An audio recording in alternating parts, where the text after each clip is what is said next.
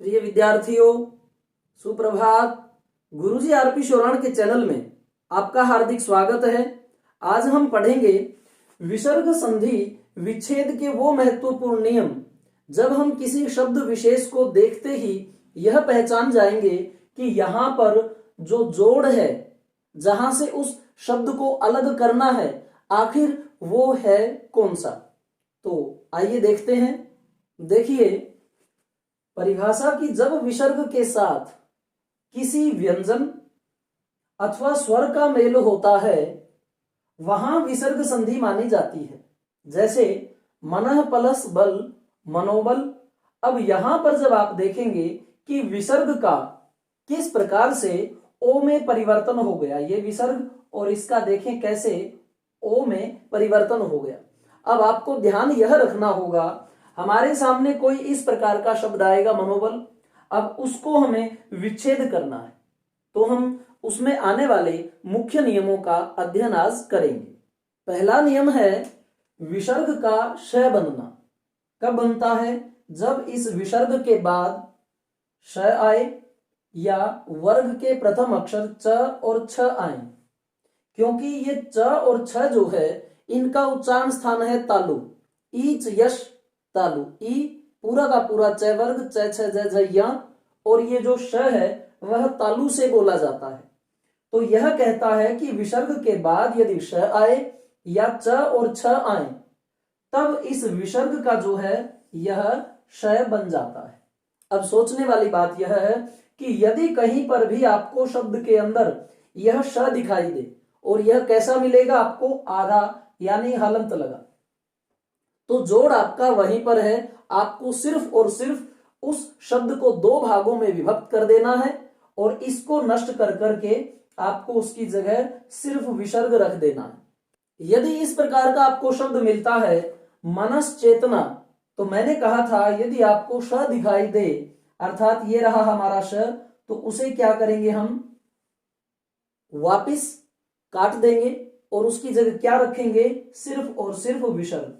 क्योंकि आपको पता है विसर्ग के तीन श बनते हैं। कौन कौन से श बनते हैं विसर्ग का? ये श भी बनता है और ये श भी बनता है और ये स भी बनता है। तो यदि हमें ये तीनों प्रकार के श प्राप्त होते हैं तो हम इन्हें काट करके इनकी जगह वापिस यह रखेंगे। तो पहला नियम क्या था? इस विसर्ग का ये श कब बनता है? जब उसके बाद श या च छ अर्थात वर्ग के प्रथम अक्षर और तालु से उच्चारण होने वाले ये मिले तो तालव्य श ही विसर्ग का बन जाता है। तो यहां पर मनः प्लस चेतना वापिस बन जाएगा, यह हमारा शब्द होगा मनः, और उसके बाद में देखिए चेतना।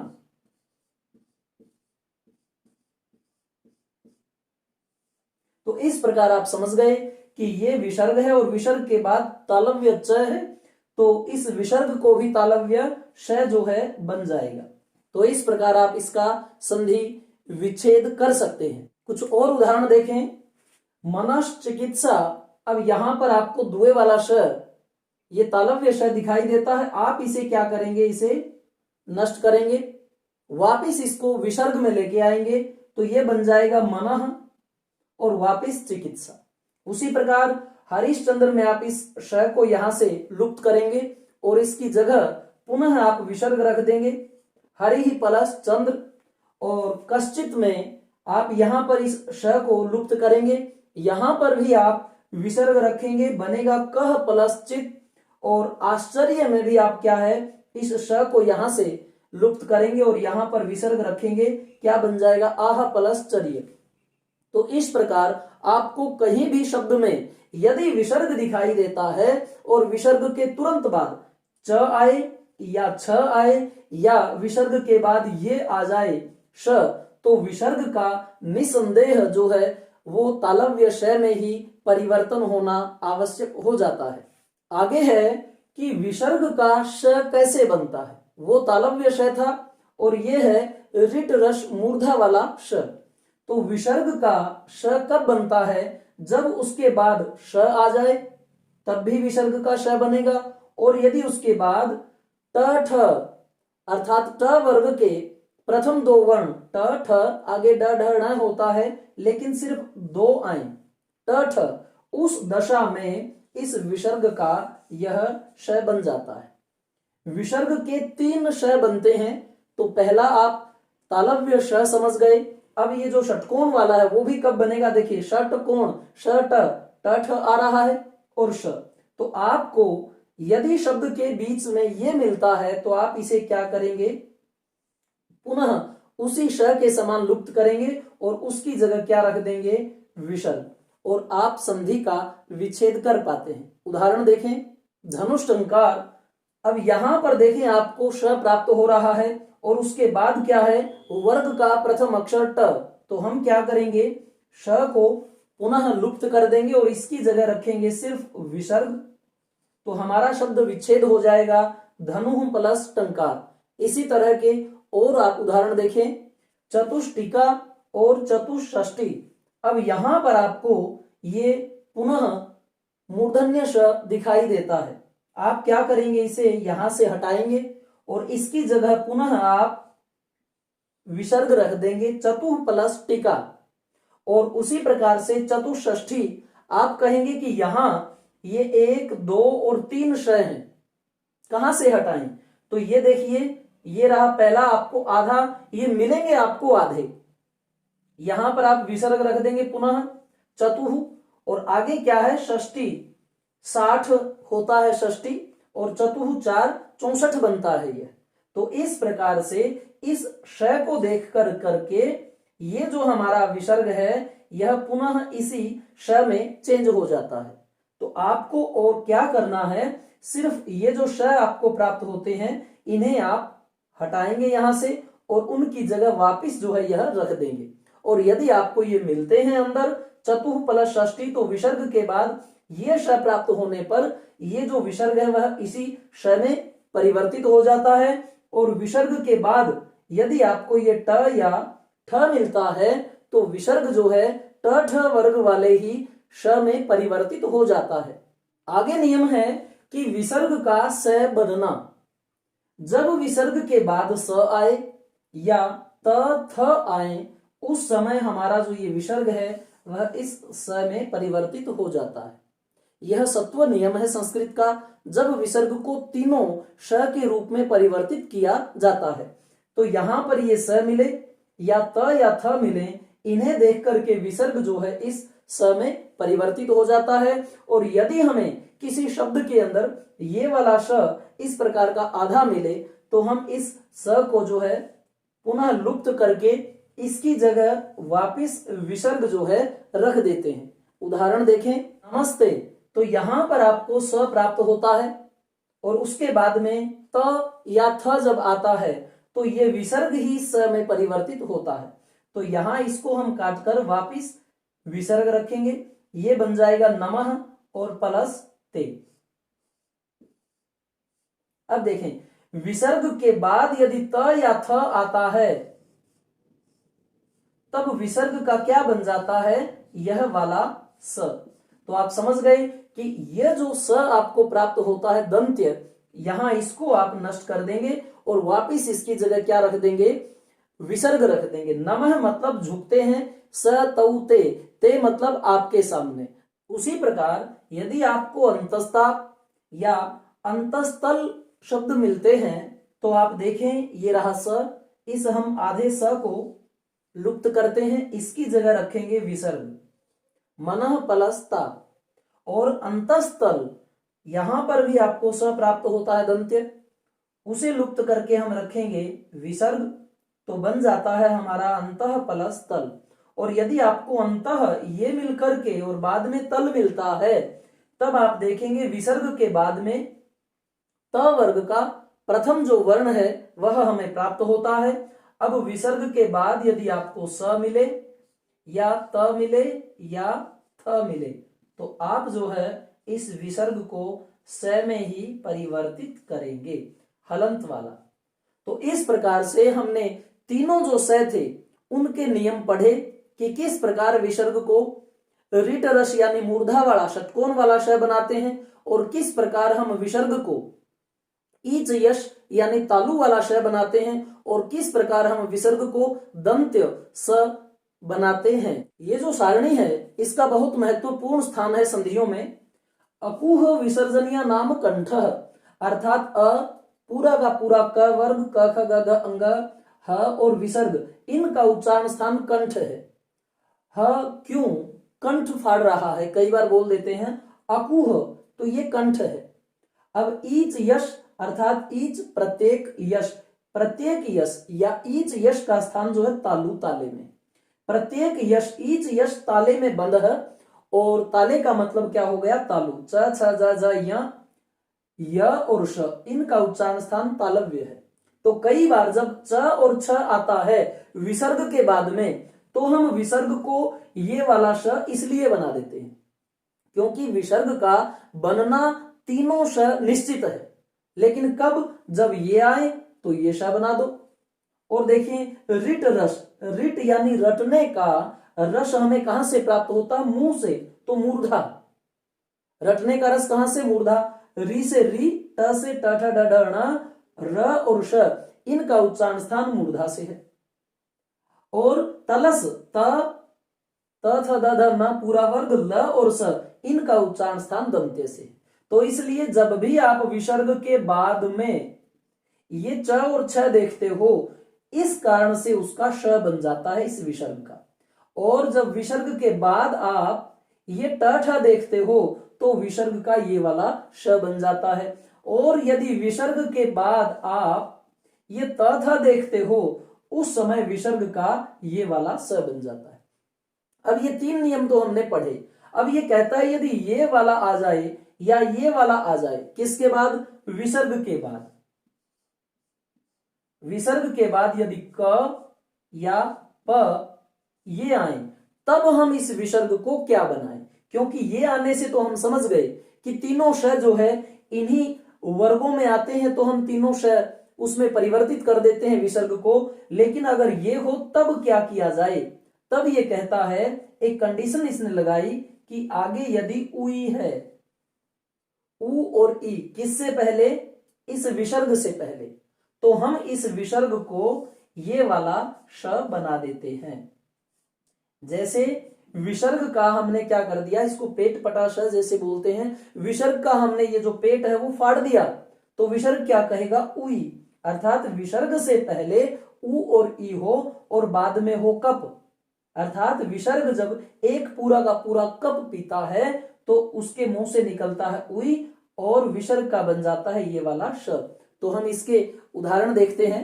देखें आविष्कार, अब ये क्या है श, इस श को हम क्या करेंगे, लुप्त, इसकी जगह क्या रखेंगे, विसर्ग को। और इससे पहले क्या है, इस विसर्ग से पहले देखें व में ईश्वर है, तो विसर्ग से पहले यदि उई हो और बाद में हो देखें क या प, तो विसर्ग का ये वाला श बन जाता है। तो इस कारण से यह रिट रस यानी मूर्धन्य जो है श किसका बन गया, विसर्ग का। हम इसको लुप्त करेंगे, इसकी जगह ये लिखेंगे, बनेगा आविहि प्लस कार। उसी प्रकार से यहां देखें ये रहा श, यहां भी वही नियम अप्लाई हो जाएगा। इस श को हटा करके ये विसर्ग रखेंगे।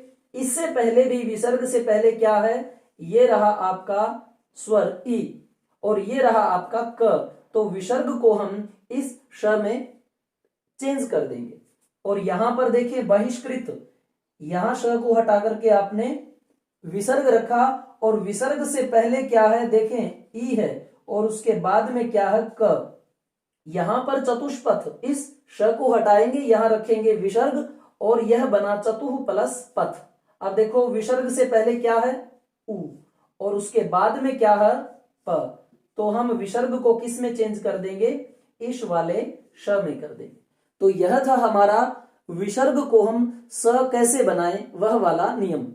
अब परीक्षाओं के दृष्टिकोण से सबसे जानदार प्रश्न मैं आपको बता रहा हूं कि यदि विसर्ग से पहले उई हो, उ और ई स्वर हो ये वाले, और बाद में विसर्ग और उसके बाद में क प, तो विसर्ग का क्या बनता है, ये श।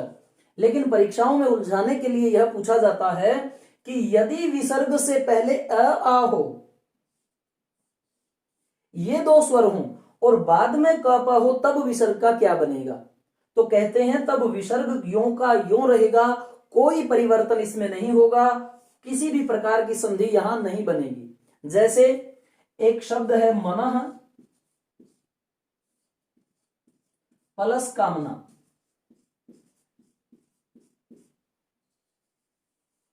कुछ लोग कह देते हैं कि यह मनोकामना बन जाता है, और संधियों में यह जो विशिष्ट नियम है वह हमारा 1 या 2 नंबर जो है वह कम करवा देता है। तो ध्यान रखें, यदि विसर्ग से पहले अ आ हो और बाद में ये क या प हो तब कोई भी संधि नहीं होगी। जैसे मना प्लस कामना, इसका किसी भी दशा में मनोकामना नहीं होगा, इसे यथावत रखा जाएगा। और यदि विसर्ग से पहले उ और ई हो और बाद में क या प हो तब विसर्ग का जो है ये वाला श बन जाता है। इस चीज का आप ध्यान रखें। अब देखिए कुछ नियम, पयः प्लस पान, कोई भी इसमें परिवर्तन नहीं होगा क्योंकि विसर्ग से पहले अ या अ, क्योंकि य में कौन सा स्वर है? अ। अगर कोई स्वर ना होता य में तो यह कैसा मिलता? हलंत वाला। तो यहां पर अ होने से और बाद में प होने से कोई भी संधि नहीं होगी, यथावत लिखा जाएगा पयः पान वयः प्लस करम।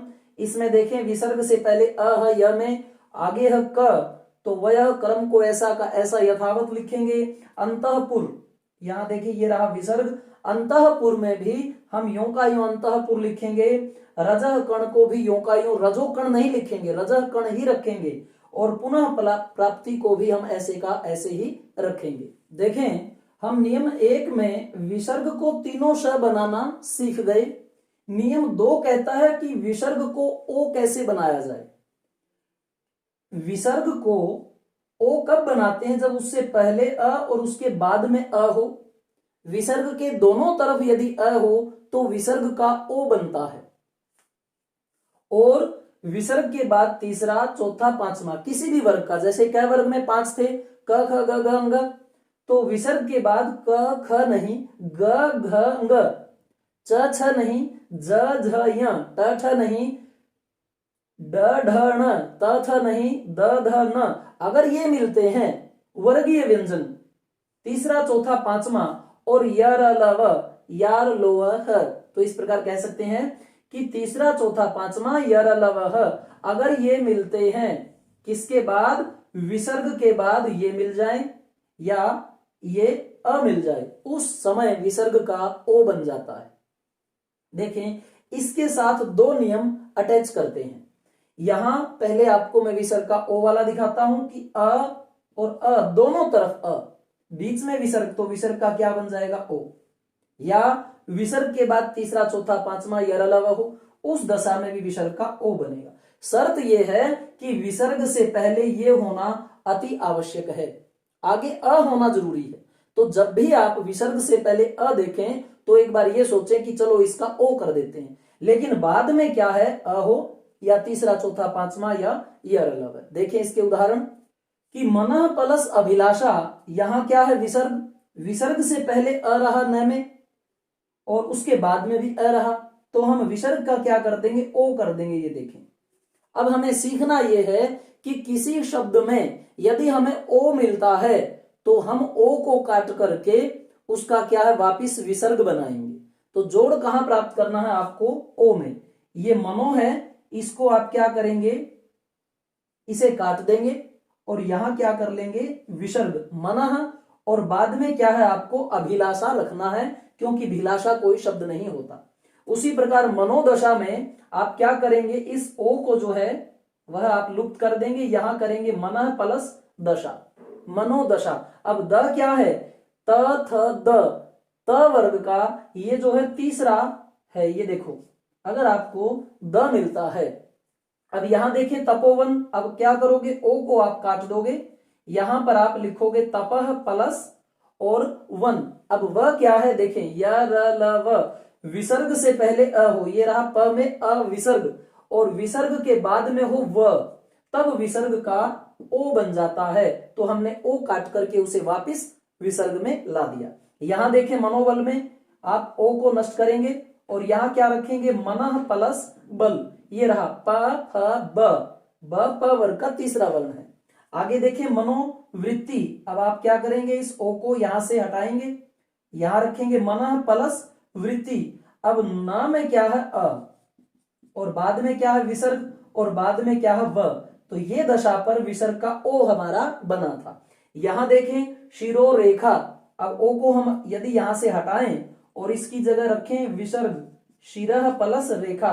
अब र क्या है, ये रहे, सिर पे रेखा है इसलिए शिरो रेखा। तो इस प्रकार हमने सीखा कि किस प्रकार हम विसर्ग को ओ बनाते हैं और ओ मिल जाए तो वापिस उसे विसर्ग बना सकते हैं। ये हमारा दूसरा नियम भी पूर्ण हुआ। आगे महत्वपूर्ण नियम है तीसरा कि विसर्ग का र बनाना। पहले हमने क्या बनाया था, विसर्ग का ओ बनाया था।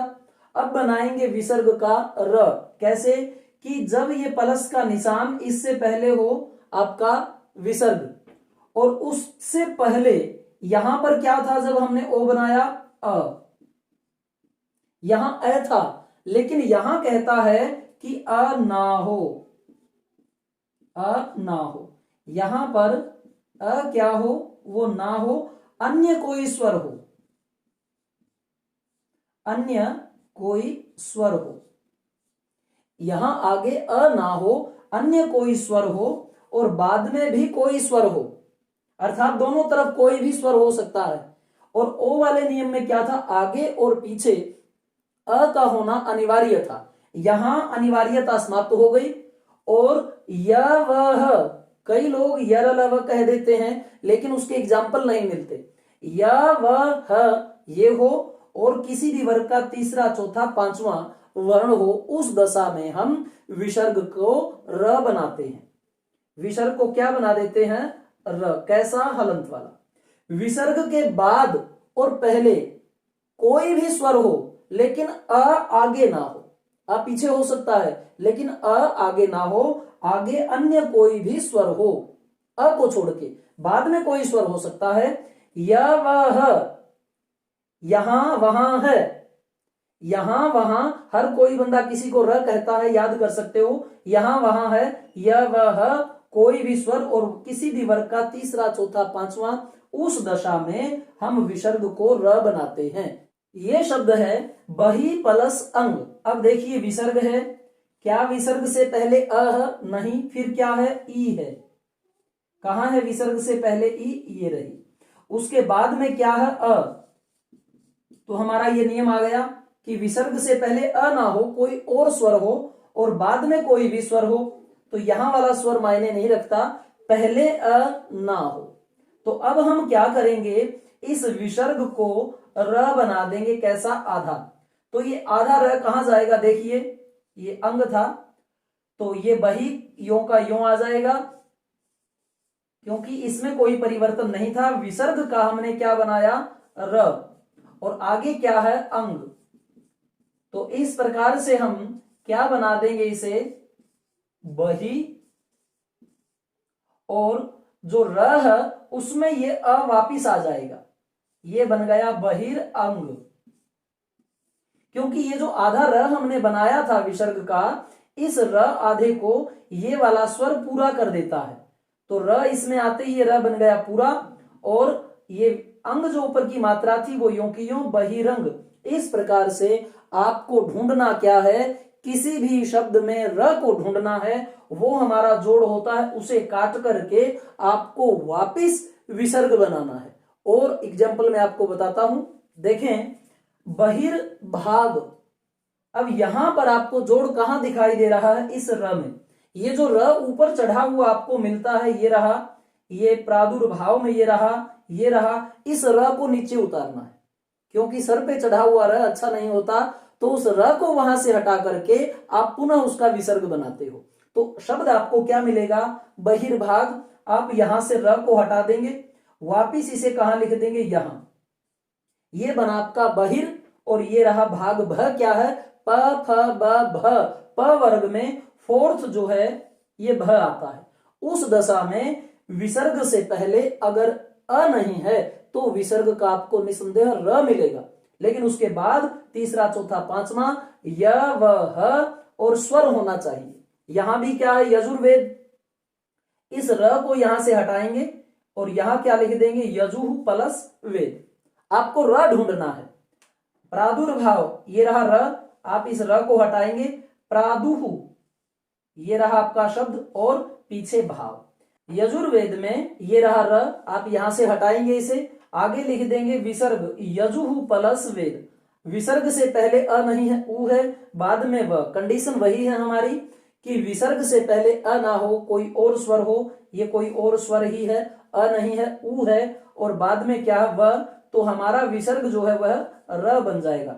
और जैसे ही र बना हमारा विसर्ग, तो र को हम यहां नहीं लिख देंगे, आधा र है तो उसे आगे वाले वर्ण के ऊपर रख देंगे। उसी प्रकार प्रादुर्भाव, ये देखें आयुर्वेद, ये रहा र, आपने र को डिस्ट्रॉय किया, यहां पर आपने विसर्ग लिखा आयु प्लस वेद। और ज्योतिर्मय, ये रहा र, तो यहां लिख देंगे ज्योति ही और प्लस में मय। तो इस प्रकार से म क्या है, प फ ब भ म, ये रहा म, प वर्ग का पंचम वर्ण जो है हमारा अनुस्वार म है। तो इस प्रकार से हमने सीखा कि हम विसर्ग को र बनाते हैं, और यदि किसी शब्द में र मिलता है उसे वहां से लुप्त करके पुनः जो उसका विसर्ग बनाते हैं। चतुर्थ नियम में हम विसर्ग का लोप करते हैं।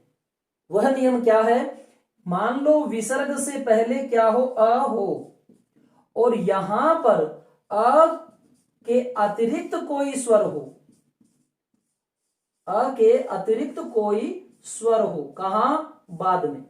आगे अ हो लेकिन बाद में कोई अ से भिन्न स्वर हो, उस दशा में हम सिर्फ विसर्ग का लोप कर देते हैं और कुछ भी हम ऐड नहीं करते। जैसे देखें, यदि अतः प्लस एव आपको मिलता है, यहां क्या है विसर्ग, उससे पहले क्या है अ, स्वर है त में, बाद में अ नहीं है, अ से भिन्न है, तो उस दशा में इस श्रीमान विसर्ग का हम लोप कर देते हैं और शब्द को जोड़कर लिख देते हैं अतएव। उसी प्रकार ततः प्लस एव में हम विसर्ग का लोप कर देते हैं। क्यों? क्योंकि विसर्ग से पहले अ स्वर है किसमें, त में, बाद में अ नहीं, अ से भिन्न है, इसलिए इस शब्द को भी तत् प्लस एव जोड़ करके लिख देते हैं।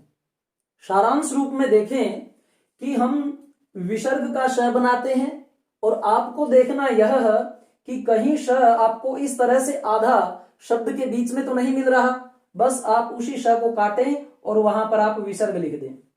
यहां देखें, आधे श को काटें और विसर्ग लिख दें।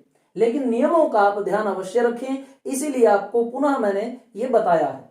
अगर आपको ओ मिलता है तो आप विसर्ग को वापिस वहां लिख दें, ओ काटें विसर्ग लिख दें, तपह प्लस भूमि। उसी प्रकार यशोधरा, ओ को काटें और विसर्ग लिख दें, यश प्लस धरा।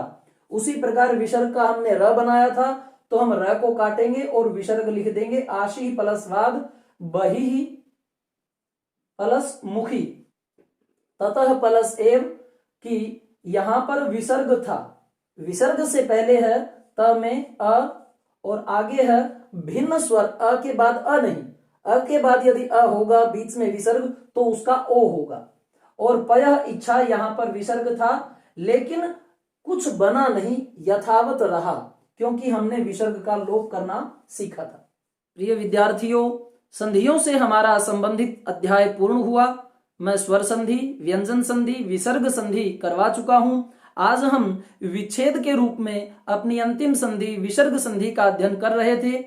इसी के साथ मैं इंडिया जी के, हरियाणा जी के ट्रिक के साथ करवा रहा हूं।